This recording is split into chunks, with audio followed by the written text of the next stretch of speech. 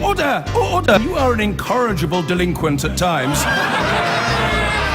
Behave yourself, man!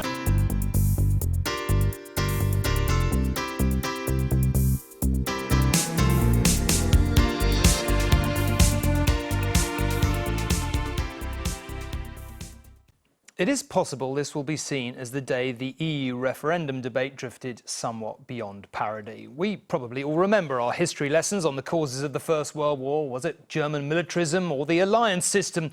Either way, we can agree it led to decades of conflict. But to draw on all this, to warn of the prospect of another war in Europe, as Mr Cameron appeared to do today, struck many observers as completely over the top. Yes, Europe has its problems, the debt crisis in Greece, the refugee influx, the rise of the far right in Germany and France. But not very long ago, Mr Cameron was saying he himself would be prepared to leave the EU if he didn't get the deal he wanted. And if war is a potential consequence, why on earth did he decide to have the referendum in the first place? Robert Peston tries to explain. A European debate in which the stakes are being raised day by day, hour by hour. There would be a significant shock to the housing market. There's a real danger of job losses. We cannot effectively screen new arrivals for qualifications, extremist connections, or past criminality. Effectively, an open-door policy to terrorism is complete and utter madness. So many alleged threats from staying in or leaving the EU. Which to believe? And then today, there was this. The serried rows of white headstones in lovingly tended Commonwealth war cemeteries stand as silent testament to the price that this country has paid to help restore peace and order in Europe. Can we be so sure that peace and stability on our continent are assured beyond any shadow of doubt? Is that a risk worth taking? Spitfires in the Battle of Britain, Churchill, even the Battle of Trafalgar, all cited by the Prime Minister in building a case that what he called turning our back on Europe would increase the risk to us of terrorism and war. Let us play the part we should as a great power in the world and a great and growing power in Europe. That is the big, bold and patriotic decision for Britain on June the 23rd. Boris went to the same school as the Prime Minister, but plainly had different history lessons.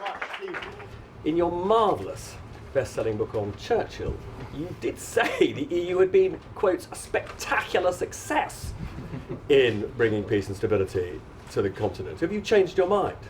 Well, Winston Churchill was very clear that the European Union might have its merits, but that Britain should have no part in it. I don't think the Prime Minister can seriously believe that leaving the EU would trigger war on the European continent, given that he was prepared only a few months ago to urge that people should vote leave if they failed to get a substantially reformed European Union.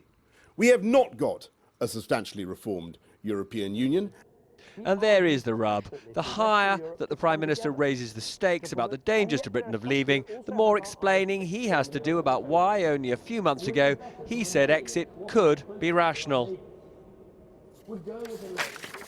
Well, if Mr Cameron's intention was to point out that modern Europe, peaceful as it may be, is not without its problems, then of course he has a point.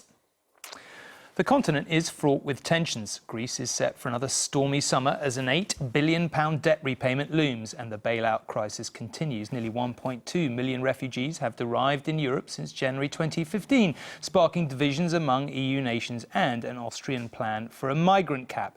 Fears over that crisis have fueled support for the far right across Europe in Germany, France and Denmark. For example, the biggest party in Germany is now polling at 15%, becoming the third most popular in the country. In France, Marine Le Pen's Front National won a 27% share of the vote in the second round of presidential elections last year. You could argue then that our departure might set in train a series of events that would lead the EU to unravel with uncertain consequences. But to raise the spectre of these terrible events does seem a bit surprising, to say the least. And our political editor, Robert Peston, is here to try and put that into some kind of context. Yes, I guess the EU could unravel. It doesn't feel like 1914 or 1910 or 1935 to most people, does it? So, were you surprised by this speech today? Well, I'm not surprised to the extent that the approach of the Remain campaign is to raise the stakes. It is to point towards possible Armageddon in a whole variety of different ways. And it was another one of those speeches on that side of the argument that was, I think, deliberately ambiguous. You could have taken the argument as a perfectly rational one, which is to say that at a time when we've got this threat of Daesh terrorists, when we've got the threat from a more belligerent Russia, that it absolutely makes sense for Europe to pull together.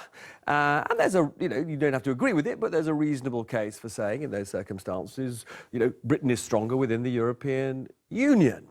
But all that imagery of the Battle of Trafalgar in the First World War and the Second World War, implying that somehow if we withdraw, we're on the brink of another great conflagration of that sort, I think most British people will regard that as alarmist. OK, and he did get some support tonight. I mean, I gather from, NATO chiefs have come in. Yes, I mean, let's be clear, on the sort of slightly more prosaic element of his argument, he says the European Union works in tandem with NATO to maintain security.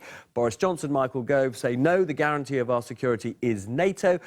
5 former NATO Secretary Generals have written a letter to the Telegraph tonight saying they do believe that our security would be less effective if we were to withdraw from the European Union. So on that issue of practicalities, he's had some important support tonight. It's also been something slightly embarrassing for him, which is that Ian Duncan-Smith, who was in his cabinet till quite recently, has given an interview in The Sun in which he alleges that he has proof that Germany had a very important veto during those negotiations over a new deal with the EU.